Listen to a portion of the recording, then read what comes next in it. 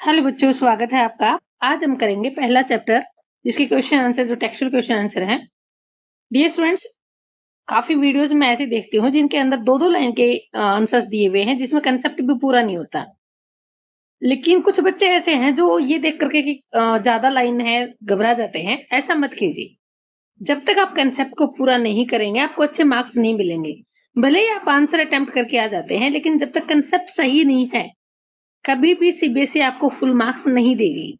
उम्मीद करती हूँ ध्यान से इस वीडियो को देखेंगे और सभी क्वेश्चन आंसर्स के कंसेप्ट को समझेंगे। Let's start. What's the name of the chapter? How I taught my grandmother to read. कैसे मैंने अपनी दादी को पढ़ना सिखाया, ये टाइटल है हमारा। कावेरी बुक है। Let's start. First question, why do you think the grandmother felt embarrassed to ask someone else to read to her while the narrator was away? Why do you think, आप क्यों सोचते हो, grandmother felt embarrassed. Embarrassed होता है शर्म आना। उसे शर्म क्यों आ रही थी? टू आस्क पूछने पर, समवन मीनिंग किसी से पूछने पर उसे शर्म क्यों आ रही थी? क्या पूछना था उसे? समवन एल्स, किसी और से, मीन्स जो नॉन नहीं थे। टू रीड टू हर, उसके लिए पढ़े।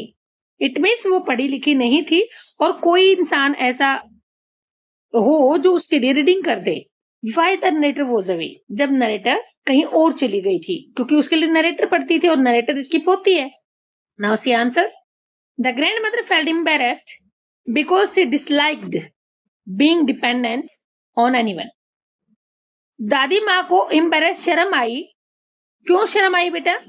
बिकॉज शी डिसलाइक्ड, क्योंकि वो पसंद नहीं करती थी डिपेंडेंट होना दूसरों के ऊपर। ऑन एनीवन, डिपेंडेंट होता है आधारित होना, अपने काम के लिए किसी दूसरे पर आश्रित होना।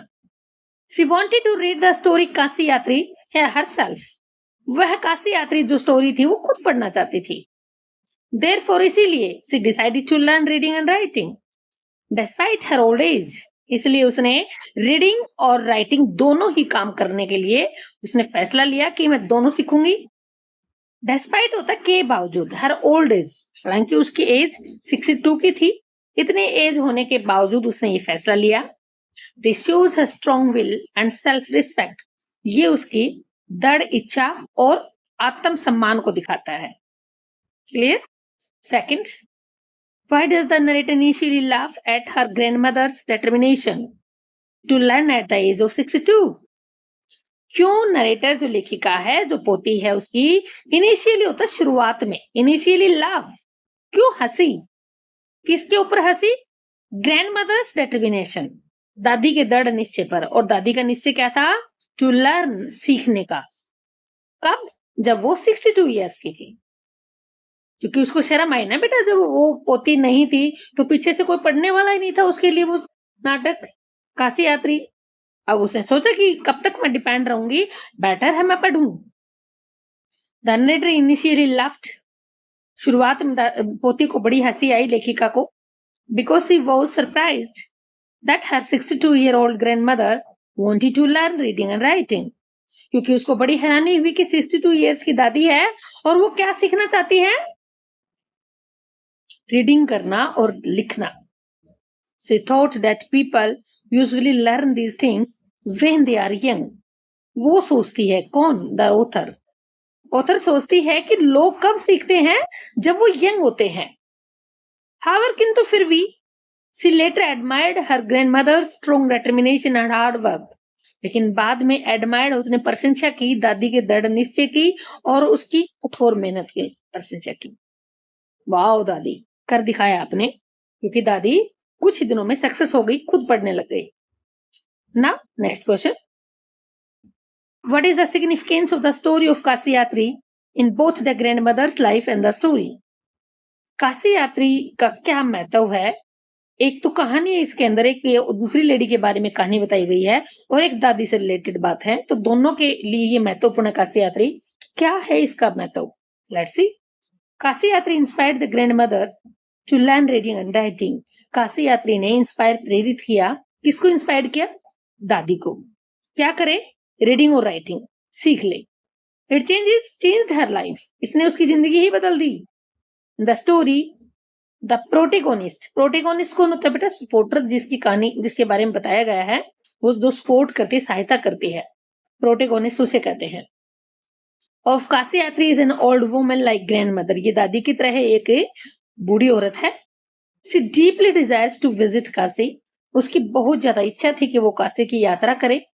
But she ultimately gives up all her savings, लेकिन आखिर में, अंत में, अल्टीमेटली होता है अंत में, गिव्स अप त्याग देती है। गिव्स अप क्या होता है बेटा?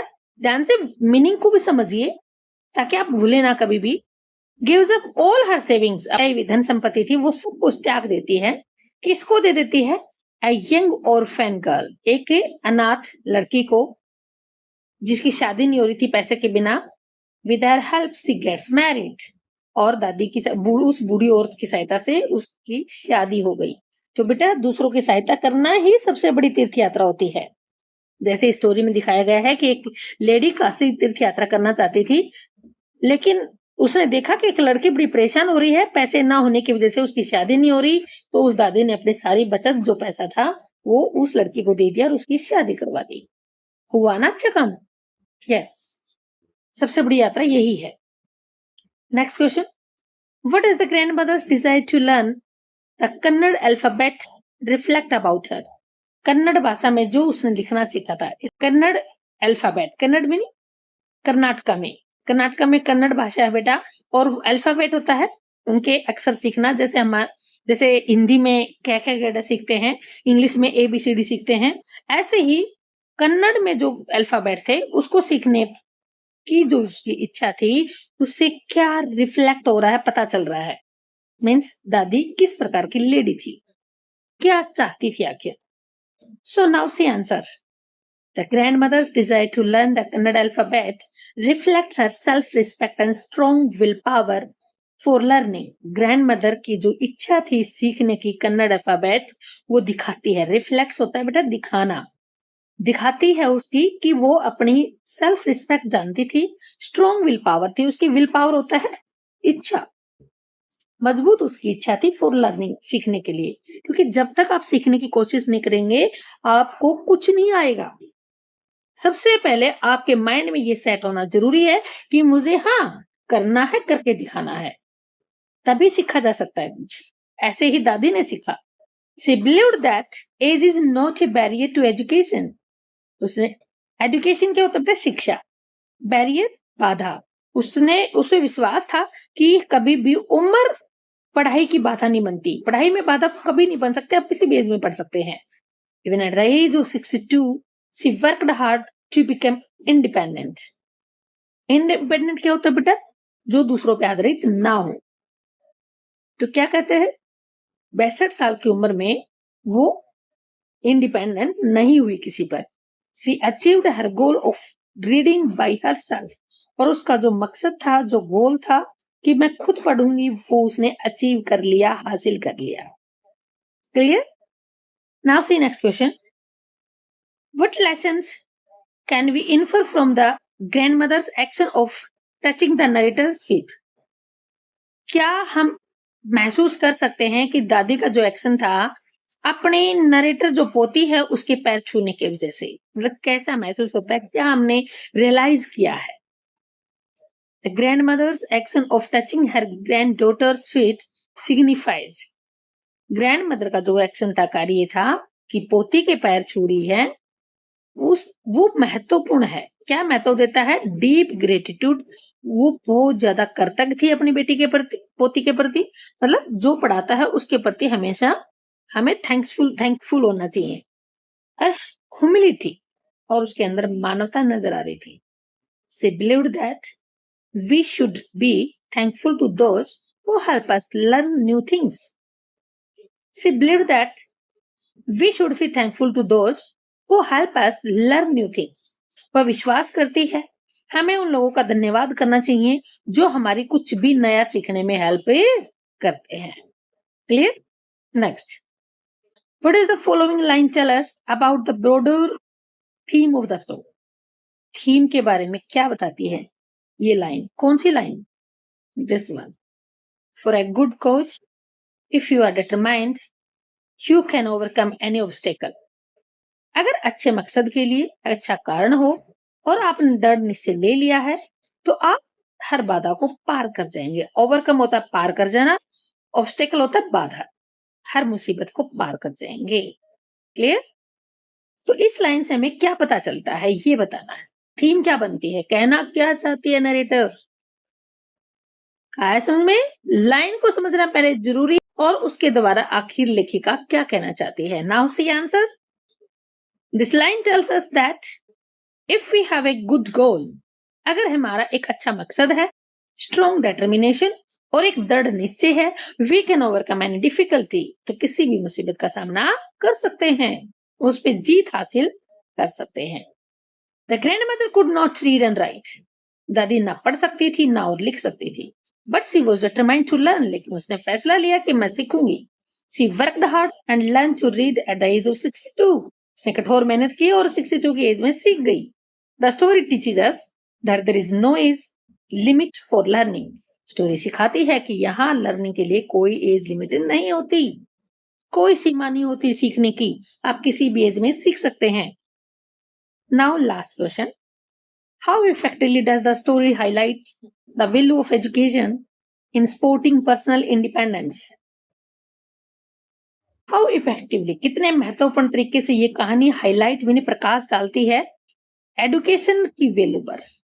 एडुकेशन, कुछ लोग इसे एजुकेशन भी बोलते हैं, कुछ लोग इसे एडुकेशन प्रोनाउंस करते हैं। Both are correct. Value of education, कि एजुकेशन का क्या महत्व है हमारी पर्सनल इंडिपेंडेंस, हमारे अपनी लाइफ से संबंधित शिक्षा कितनी जरूरी है, ये क्वेश्चन है। कैसे स्टोरी में प्रकाशित किया गया है या हाईलाइट किया गया है। Now see answer. ऊपर वाला जो क्वेश्चन का आंसर है उसी से संबंधित ही एक दो लाइनें ही चेंज होंगी बेटा, बाकी सेम आंसर है। The story effectively highlights the value of education, ये क्वेश्चन में से ही आ गई कि स्टोरी अच्छी प्रकार से प्रकाश डालती है शिक्षा के महत्व पर। It supports personal independence through the grandmother's journey, और ये पर्सनल इंडिपेंडेंस आत्मनिर्भर होना दिखाती है दादी की जर्नी के द्वारा, दादी की बातों के द्वारा। जिस प्रकार से दादी आत्मनिर्भर बनना चाहती थी, किसी पर डिपेंड होना नहीं चाहती थी। डेस्पाइट हैविंग वेल्थ, उसके पास वेल्थ थी, पैसा था। डेस्पाइट के बावजूद, पैसा होने के बावजूद, सी कुड नॉट रीड, वो पढ़ नहीं सकती थी। मीन्स पैसा हर खुशी नहीं दे सकता, पैसा बिना मेहनत किए शिक्षा नहीं दे सकता। सी फेल्ट डिपेंडेंट एंड हेल्पलेस, वो डिपेंड थी दूसरों पर पढ़ने के लिए और बेचारी हेल्पलेस, बेसहारा थी। But she was determined to learn, लेकिन उसने लर्न करने का फैसला लिया। She worked hard and learn to read at the age of 62, उसने कठोर मेहनत की और 62 साल की एज में पढ़ना लिखना सीख गई। The story teaches us that there is no age limit of for learning, सिखाती है ये कहानी, क्या सिखाती है कि पढ़ने की कोई सीमा नहीं होती, कोई एज नहीं होती, आप किसी भी एज में हार्डवर्क करना सीख सकते हैं ताकि आपको अच्छा पढ़ना लिखना आ जाए। प्यारे बच्चों, मुझे उम्मीद है ये स्टोरी भी आपको एक शिक्षा देती है कि बिना पढ़े कभी भी गुजारा नहीं होता। अगर आप दूसरों पर डिपेंड नहीं होना चाहते तो आपको पढ़ना ही पड़ेगा और बिना मेहनत के सफलता नहीं मिल सकती। अगर आपको क्वेश्चन आंसर बिल्कुल सही लगे, अच्छे से समझ में आए, तो दोस्तों के साथ जरूर शेयर कीजिए। बने रहिए मेरे साथ, लाइक और सब्सक्राइब तो जरूर कीजिए। धन्यवाद।